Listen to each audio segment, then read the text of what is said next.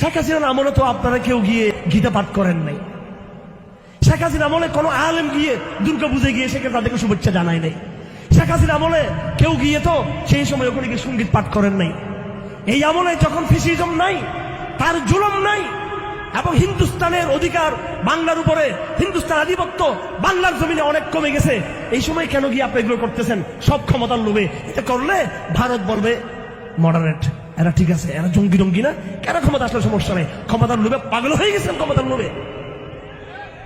আরে শুনে রাখেন, গণতন্ত্র আপনাকে একদিন ক্ষমতার মস্তকে নিয়ে যাবে। এই গণতন্ত্র আপনাকে আরেক নির্বাচনের মাধ্যমে ফাঁসির মঞ্চে নিয়ে যাবে আপনাকে।